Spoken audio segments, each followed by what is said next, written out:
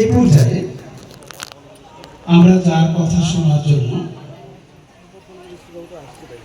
দীর্ঘক্ষণ ধরে অপেক্ষা করছি, যিনি নওগাঁ জেলা বিএনপিকে ধরে রেখেছেন। আমরা নওগাঁবাসী দেখেছি 2018 সালের সেই প্রতিকূল অবস্থার সময় যিনি নওগাঁ বিএনপি মনোনীত প্রার্থী হিসেবে নির্বাচন করেছিলেন, যিনি নওগাঁ 5 আসনের মাটি মানুষের নেতা, যিনি সাধারণ মানুষের হৃদয়ের মণিকোঠায় স্থান করে নিয়েছেন, যিনি নতুন বাংলাদেশে নতুন স্বপ্ন দেখানোর জন্য বিএনপি কর্তৃক মনোনীত হয়ে সংসদ সদস্য নির্বাচিত হয়েছেন।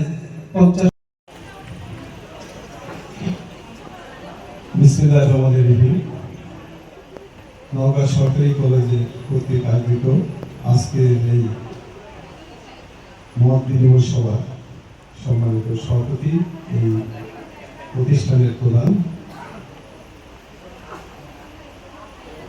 অধ্যক্ষ উপস্থিত আজকের এই অনুষ্ঠানের বিশেষ অতিথি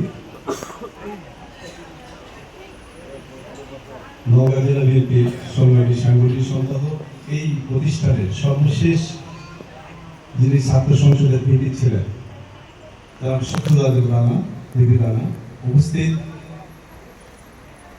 আর এক বিশেষ অতিথি যিনি এই এলাকারই সন্তান, নওগাঁ ডক্টর অ্যাসোসিয়েশন অফ বাংলাদেশের সম্মানিত সভাপতি, নওগাঁ বিএনপির সভাপতি জনাব ডক্টর স্কেন্দার আলী, আজকের এই অনুষ্ঠানে উপস্থিত এই কলেজেরই সম্মানিত উপাধ্যক্ষ মহোদয়, সাব কাউন্সিলের সম্মানিত সাধারণ সম্পাদক ডক্টর সাকলাইন, উপস্থিত এই কলেজের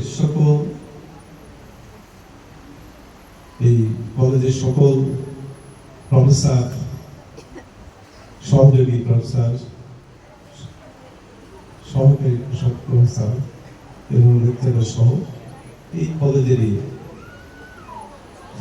সকল কর্মচারীবৃন্দ, সামনে উপবিষ্ট নওগাঁ জেলা বিএনপির সংগ্রামী সাবেক সদস্য সচিব জনাব বাজিদ হোসেন পলাশ, উপস্থিত নওগাঁ জেলা বিএনপির যুগ্ম আহ্বায়ক জনাব আমিনুল হক বেলাল, নওগাঁ জেলা বিএনপির সংগ্রামী সাংগঠনিক সম্পাদক জনাব খায়রুল্লাহ গোল্ডেন, উপস্থিত এই কলেজের এই সংসদে ছাত্র সংসদের আর এক ভিত্তি আমাদের খোকন সহ বিএনপির বিভিন্ন স্তরের নেতৃবৃন্দ, এই কলেজের ছাত্রছাত্রীবৃন্দ, আজকে প্রথম এই অনুষ্ঠানে আগত সকলকে আমার পক্ষ থেকে সালাম জানাই, আসসালামু আলাইকুম, শুভেচ্ছা জানাই। অনেকক্ষণ ধরে আলোচনা চলছে, আর এই কলেজের মত বিনিময় সভা স্বাভাবিকভাবে দীর্ঘদিনের যে জঞ্জাল, এই 17 বছরের যে ফ্যাসিলিটি সরকারের যে অঞ্জীবিত সমস্যা, সেই সমস্যা সমাধানের লক্ষ্যে স্বাভাবিকভাবেই এই কলেজ কর্তৃপক্ষ বলবেন, এরই স্বাভাবিক, এবং এটি সমাধানও করতে হবে। আমাদের আগামী যে বাংলাদেশ, যে বাংলাদেশের দিনের মানে যিনি স্বপ্ন দেখছেন আমাদের বাংলাদেশের প্রধানমন্ত্রী জনাব তারেক রহমান, আপনারা ইতিমধ্যেই দেখেছেন অল্প সময়ের মধ্যে উনি বাংলাদেশের মানুষের আসল যে সমস্যাগুলি সেটি চিহ্নিত করেছেন, এবং চিহ্নিত করে ইতিমধ্যেই তিনি কিন্তু পদক্ষেপ নিয়েছেন। বিভিন্ন কর্মসূচি, আমাদের যে নির্বাচনী যে প্রতিশ্রুতিগুলি ছিল সেগুলিও আপনারা দেখেছেন। ইতিমধ্যেই পাইলট প্রজেক্ট হিসেবে আমরা কিন্তু আমাদের প্রধানমন্ত্রী কিন্তু শুরু করেছে।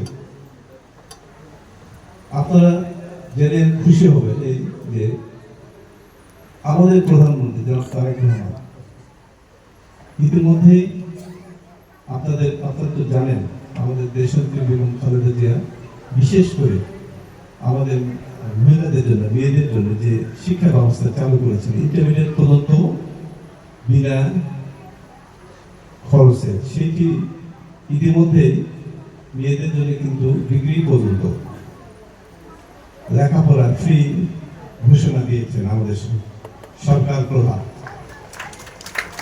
অর্থাৎ এই শিক্ষাঙ্গনকে ঢেলে সাজানোর জন্য উনি কিন্তু ইতিমধ্যে পদক্ষেপ নিয়েছেন। আজকের এই কলেজের যে সমস্যাগুলি আমাদের উপাধ্যক্ষ এবং আমাদের স্টাফ কাউন্সিলের সমাজের সদস্য বলেন, আমাদের কর্মচারী নেতৃবৃন্দ বলেন, এটি আসলে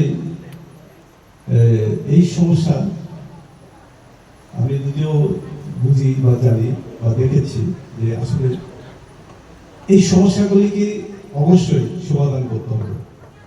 এবং আমরা প্রতিনিধি হিসাবে আমি আপনাদেরকে এইটুকু বলতে পারি, অবশ্যই আমরা পর্যায়ক্রমে এই সমস্যাগুলি সমাধান করবো ইনশাআল্লাহ, আপনাদের সকলের সহযোগিতা নিয়ে। প্রথম যে সমস্যাটি, যেটি এটা সত্যি হলো খারাপ লাগে দেখতে, আমি নিজেও দেখছি। আসলে আমরা এই এলাকায় যখন প্রোগ্রাম করতে আসি তখন দেখছি বন্যার সময়, মানে বর্ষার সময় আসলে এই মাঠটি ডুবে থাকে।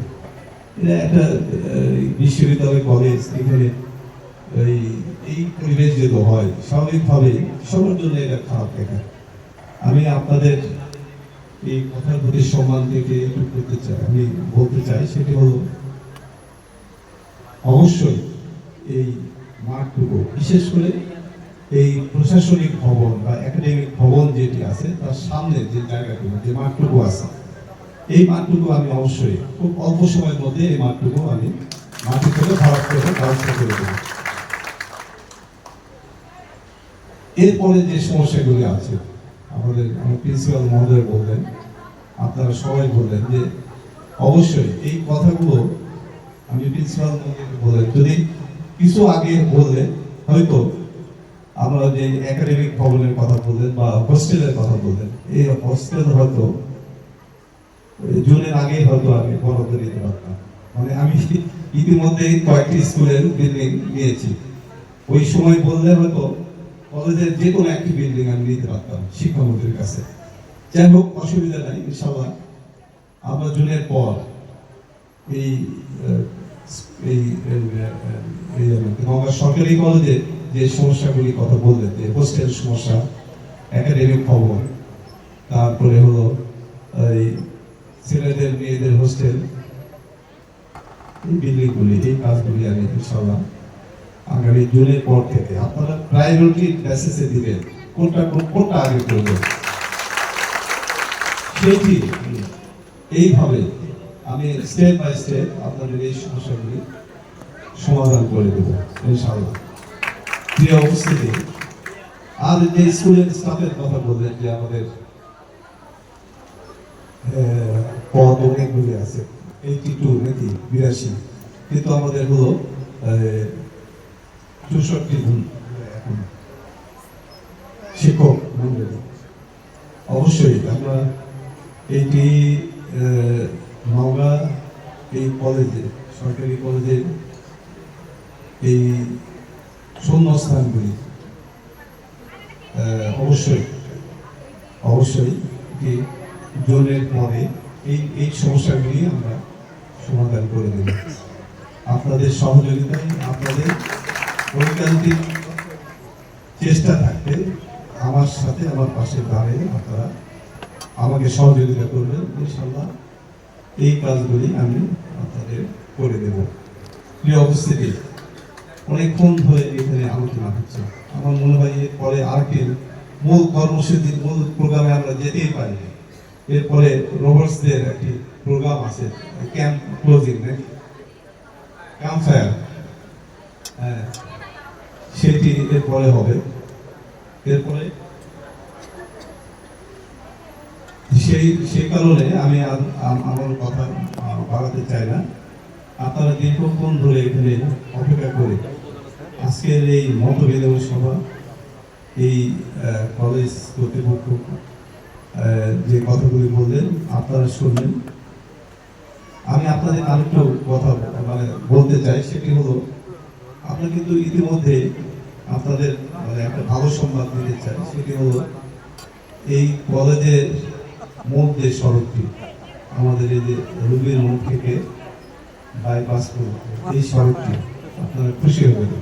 ইতিমধ্যেই আমরা কিন্তু এই সড়কের কাজ আমরা অলরেডি শুরু করে দিয়েছি এবং এটি হলো ওয়াইডেনিং প্রজেক্ট, অর্থাৎ 4 লেনের রাস্তা। আমাদের মূল সমস্যা যেটি ছিল শহরে যে 4 লেন, এটার পাশাপাশি আমরা 8টি রাস্তা নিয়েছি, তার মধ্যে এই একটি রাস্তা, এটাও 4 লেন হবে, এই রাস্তাটিও 4 লেন হবে ইনশাআল্লাহ। সেটা আমি মনে করি আমাদের মূল যেটি শহরের মাঝখান দিয়ে যে রাস্তা 4 লেন, হয়তো বা আপনাদের ভাগ্যে হয়তো আছে, ওটা শুরুর আগে এই রাস্তাটি শুরু ইনশাআল্লাহ, এই রাস্তাই শুরু। তাহলে আপনারা যে সমস্যা করেন এই এলাকার যে পানির ড্রেনেজ যে ব্যবস্থা, সেই ব্যবস্থা এই রাস্তার সাথেই থাকবে। এই জন্যে ইনশাআল্লাহ এই কাজটি হলে আপনাদের কোনোদিনই এই কলেজ ক্যাম্পাসে আর এই বর্ষার মৌসুমে পানির আর কোনো সমস্যা থাকবে না। এই অবস্থিতি আজকে আবারও আমি দীর্ঘক্ষণ ধরে আপনারা এখানে অপেক্ষা করছেন আমাদের কথা শোনার জন্য। আমি আমার পক্ষ থেকে সবাইকে ধন্যবাদ এবং অভিনন্দন জানাই। আপনাদের সকলের মঙ্গল কামনা করে এই কলেজের উত্তরোত্তর উন্নতি কামনা করে আমার বক্তব্য শেষ করছি। ধন্যবাদ সবাইকে। আসসালামু আলাইকুম।